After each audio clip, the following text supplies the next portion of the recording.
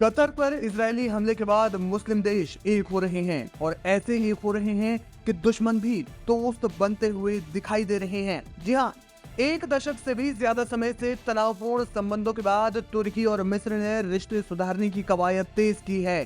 दोनों देश भूमध्य सागर में सैन्य युद्धाभ्यास करने के लिए उतर रहे हैं। इस युद्धाभ्यास को सी ऑफ फ्रेंडशिप यानी दोस्ती का समंदर नाम दिया गया है। यह अभ्यास 22 से 26 सितंबर तक चलेगा। साल 2012 के बाद दोनों देशों का ये पहला सैन्य सहयोग है जो मिडिल ईस्ट में एक नए चैप्टर, एक नए अध्याय की शुरुआत का संकेत देता है।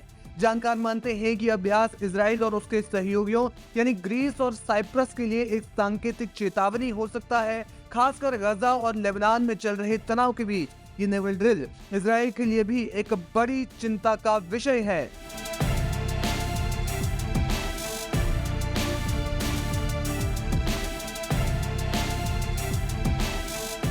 2013 में मिस्र में मोहम्मद मोर्सी की सरकार के खिलाफ सैन्य तख्ता पलट हुआ। इसके बाद अब्देल फत्ताह अल सीसी सत्ता में आए और सत्ता में आने के बाद तुर्की मिस्र के संबंधों में दरार आ गई थी। तुर्की के राष्ट्रपति रजब तैयब एर्दोआन ने मोर्सी का समर्थन किया था और सीसी सरकार को अवैध करार दिया, जबकि मिस्र ने तुर्की पर मुस्लिम ब्रदरहुड को समर्थन देने का आरोप लगाया। इसके बाद दोनों देश लीबिया, लाल सागर और पूर्वी भूमध्य सागर में गैस संसाधनों को लेकर एक दूसरे के प्रतिद्वंदी बन गए। हालांकि 2023 से दोनों देशों ने संबंध सुधारने की दिशा में कदम बढ़ाए।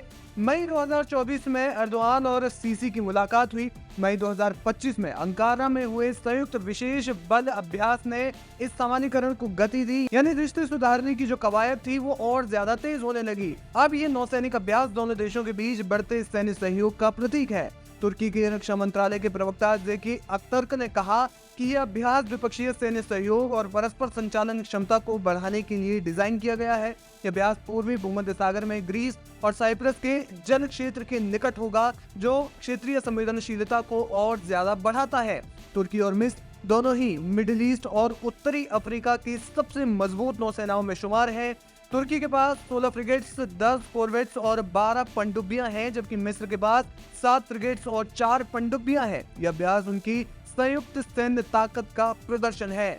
आपको बता दें कि पहले गजा युद्ध और अब कतर में इजरायली हमलों के बाद मिस्र ही वो पहला देश है जिसने नेटो की तरह एक सैन्य गठबंधन बनाने की मांग की थी, जिस पर मुस्लिम देश बहुत गंभीरता से विचार भी कर रहे हैं। अब यह अभ्यास ऐसे समय में हो रहा है जब गजा और लेबनान में इजराइल के सैन्य अभियानों को लेकर क्षेत्रीय तनाव चरम पर है। तुर्की ने इजराइल के साथ व्यापार रोक दिया है और मिस्र ने गजा में मानवीय सहायता के मुद्दे पर इजराइल पर दबाव बनाया है। कई जानकार इसे इजराइल के खिलाफ नए मोर्चे के रूप में देख रहे हैं। इजराइल के लिए ये चिंता का विषय इसलिए भी है क्योंकि कतर पर हमले के बाद मुस्लिम देशों को अमेरिका से भरोसा उठ गया है और साथ ही ये यकीन हो गया है कि इजराइल कभी भी कहीं भी हमला कर सकता है।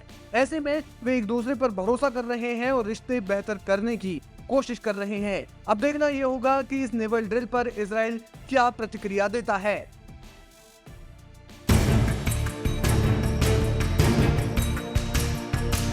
इजराइल ने कतर की राजधानी दोहा पर हमला करके सबसे बड़ी भूल कर दी है, क्योंकि इस हमले के बाद से ही मुस्लिम देशों में एकजुटता भी होनी शुरू हो गई है।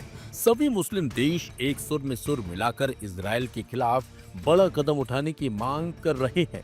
बल्कि इस हमले के बाद कतर में हुई इस्लामी देशों की बैठक के बाद कई मुस्लिम देशों में जिस तरह से करीबी बढ़ी है, उससे यही माना जा रहा है कि मुस्लिम देशों ने इजराइल से बदला लेने के लिए कोई बड़ा प्लान तैयार कर लिया है। खास बात तो यह है कि इस बैठक में नाटो जैसा संगठन बनाने की भी मांग उठी है और जिस तरह से तमाम मुस्लिम देश एक दूसरे के करीब आ रहे हैं और बातचीत कर रहे हैं, उससे यही माना जा रहा है कि मुस्लिम देश इस तरह का कोई संगठन जल्द ही बना सकते हैं। क्योंकि हाल ही में सऊदी अरब और पाकिस्तान ने एक दूसरे के साथ एक रक्षा समझौता किया है, जिसमें साफ साफ तौर पर कहा गया है कि एक देश पर हमला होना मतलब दोनों देशों पर हमला माना जाएगा।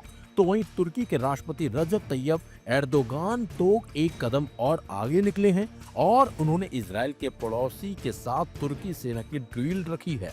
तुर्की रक्षा मंत्रालय ने गुरुवार को जानकारी दी है कि तुर्की और मिस्र 13 सालों में पहली बार संयुक्त नौसैनिक अभ्यास करेंगे, क्योंकि दोनों क्षेत्रीय शक्तियों के बीच संबंध लगातार अच्छे हो रहे हैं। इस रील का नाम फ्रेंडशिप सी रखा गया है, जो 22 से 26 सितंबर के बीच ईस्ट मेडिटेरियन सी में होगा। वही मंत्रालय ने बताया है कि इसमें तुर्की के युद्धपोत, हाई स्पीड अटैकर शिप, एक पनडुब्बी और F-16 लड़ाकू विमानों के साथ साथ मिस्र की नेवी यूनिट भी शामिल होंगी।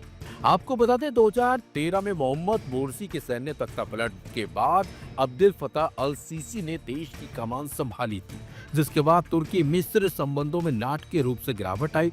तुर्की ने तख्तापलट की निंदा की और मोरसी के समर्थन में अपनी स्थिति बनाए रखी, जिसके कारण मिस्र ने तुर्की के साथ राजनयिक संबंधों को कम कर दिया था। लेकिन 2013 से पहले, विशेष रूप से 2011 और 13 के बीच दोनों देशों के बीच संबंध काफी अच्छे रहे थे। दोनों देशों ने 2023 में संबंधों को सुधारा और राजदूतों को फिर से नियुक्त किया और कब से तुर्की और मिस्र के नेताओं और अधिकारियों के बीच कई यात्राएं भी हो चुकी हैं।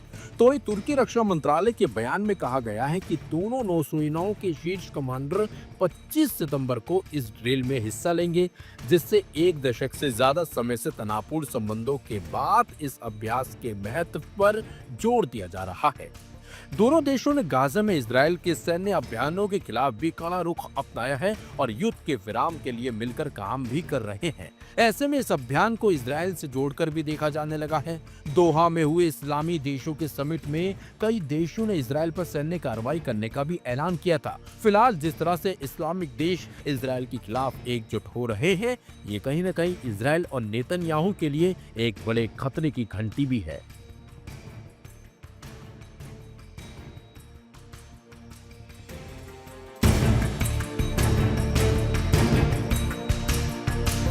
गजा और फिलिस्तीन को लेकर इसराइल और तुर्की के बीच ठन गई है। जी हां, अब बात यरूशलेम और मस्जिद अक्सा पर आ गई है। तुर्की के प्रेसिडेंट रजब तैयब एर्दोगान कतर पर हमले के बाद हुई दोहा समिट से कुछ बदले नजर आ रहे हैं। अब तक फिलिस्तीन समर्थक उन्हें प्रो इसराइल या पीठ पीछे इसराइल का साथ देने वाला मानते थे, लेकिन दोहा में इसराइल को लेकर एर्दोगान ने जो तकरीर की और जिस तरह से इसराइल की दुखती रग को और दबाया है, उसने इसराइल को भी दहला दिया है। जी हां, रजब तैयब एर्दोगान ने कहा था कि जब तक हम पूर्वी यरूशलेम को नए बनने वाले फिलिस्तीन राज्य की राजधानी न बनवा दें, चैन से नहीं बैठेंगे। इसके लिए हमारा संघर्ष इसराइल से जारी रहेगा। हमने 1967 की सरहदों के अनुसार क्षेत्रीय अखंडता स्थापित की है।